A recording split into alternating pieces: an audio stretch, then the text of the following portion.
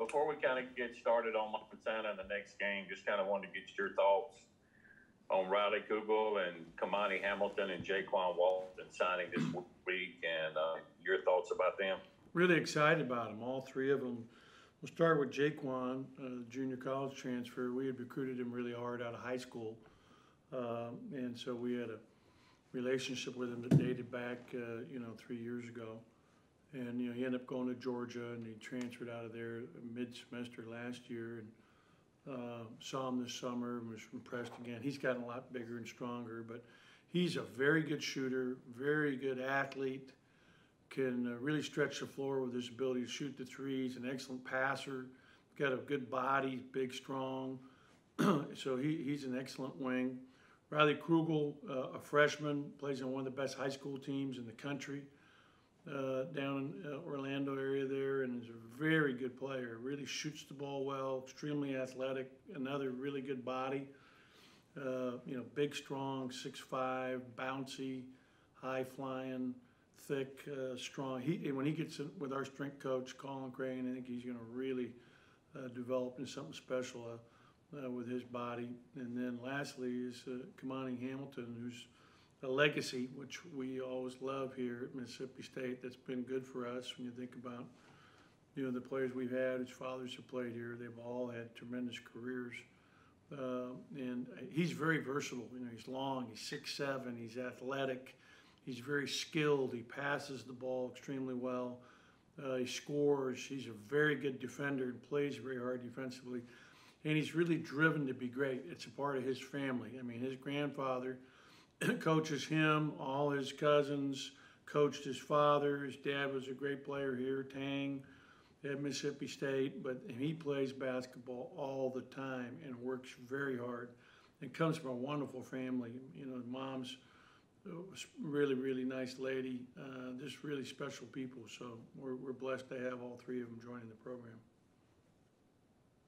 Kind of follow up to that, Coach. You just mentioned you guys have had a lot of success with legacies, whether it be Robert Woodard, Reggie Perry, Tyson Carter, Malik Newman, Kamani, the Weatherspoon brothers. I know sometimes kids want to blaze their own path and do their own thing.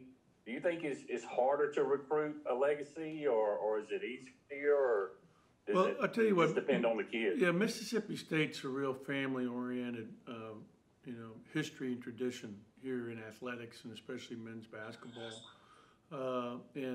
Tang, all of those fathers had great experiences here. None of them would have, said, hey, I think you should go to, unless they, had a great experience themselves to begin with. And, and the fact that they're all close to home and their parents can come and see and watch them play and support them through all their games is big. So, it's very important for us. Those kids, we know what we're getting. We're getting a great kid from a great family in Kamani, and I think he's got just loads of upside and potential.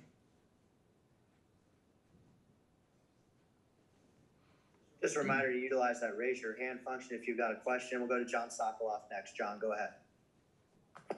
What's going on, Ben? Hi, John. Just wanted to ask you about kind of the free throw shooting the other night. Obviously, you guys got it done, but obviously also from the charity stripe, not probably quite the number that you're looking for. As a coach, based on your experience with guys in the past, how do you kind of address the free throw deal in practice? Is there a specific way? Because I remember last year in the first game against Clemson, it was the same thing, and then you all came on strong in that department as the season ended. It's funny, the game before we played a scrimmage game against Arkansas Little Rock, we were 16 for 20.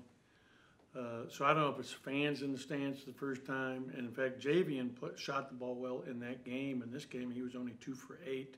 He came in and worked really hard. He's been shooting about 80% plus in practice. So if you threw his free throws out, you threw Garrison's free throws out, then we're pretty normal.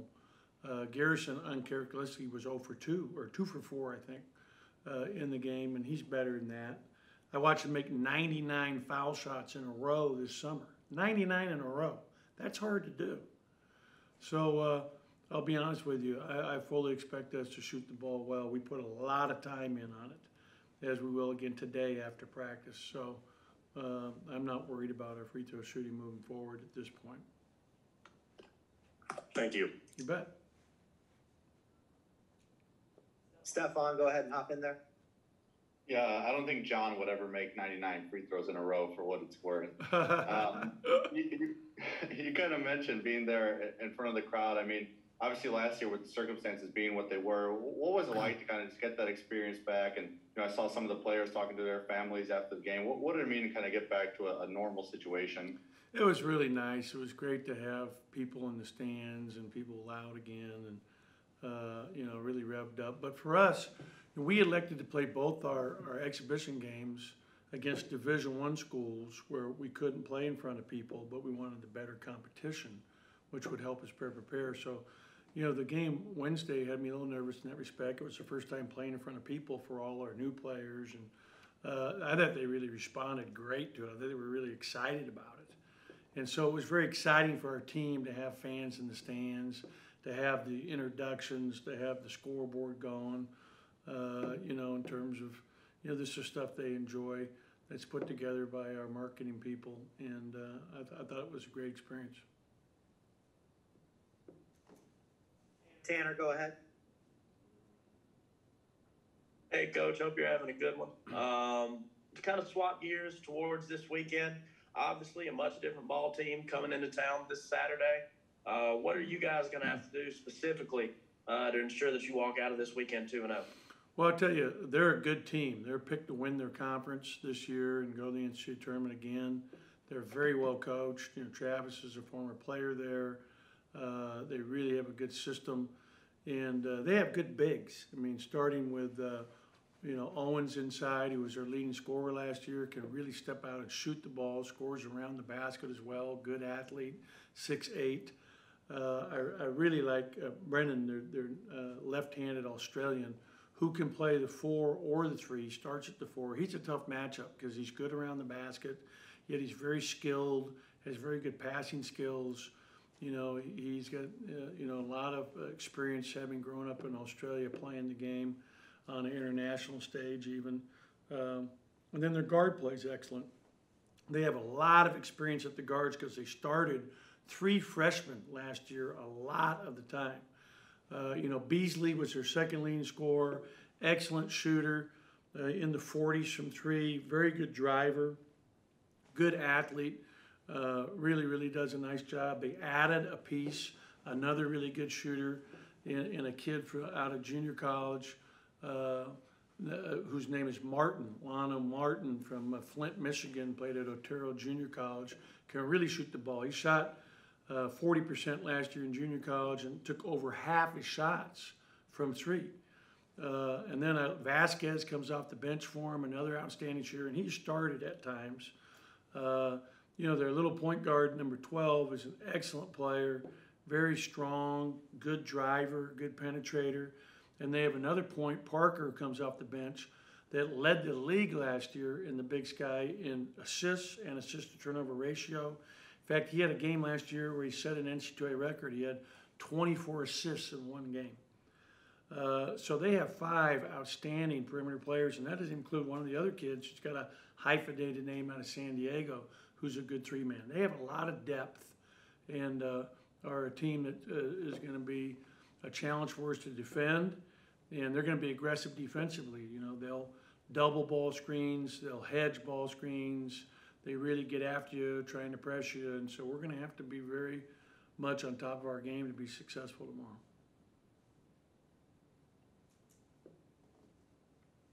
We'll go back to Paul. Paul, go ahead. Coach, I know the opponent can dictate a lot of this, but you guys outscored North Alabama 23-4 in fast break points. Do you feel like this team can be better in transition compared to your previous teams? Well, just all based on our defense in the first game, in that we created 12 steals. We had a lot of fast break opportunities off of that. You know, when you rebound the ball well, and I think that one thing that helps us is a DJ is great at getting out in transition and running the floor.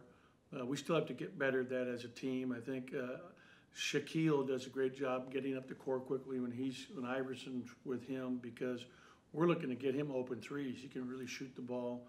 We're doing a good job, though, of pushing it when either DJ or Shaq rebounds the ball themselves, they're going to push it, and Iverson will take off. And we should be a good transition team, and we put a lot of time on that here in the preseason, getting ready to be just that.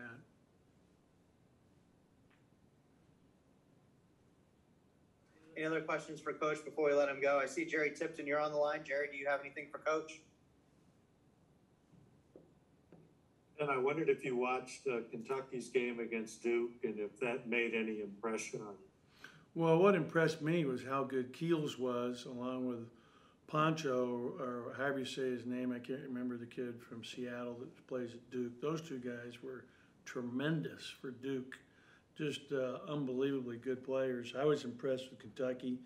I thought they showed a lot of fight, and they really started out well in that second half. You could see they have a lot of depth this year and talent. You know, the shooter who transferred from Davidson's a really good shooter, Grady. The point guard, Wheeler, can get wherever he wants with the ball. The big kid, how many offensive rebounds did he have for Kentucky? About 12 or 14 offensive rebounds. You don't see that every day. So, you know, that was a great game to watch. And, you know, it tells me Kentucky will be really good just based on that game.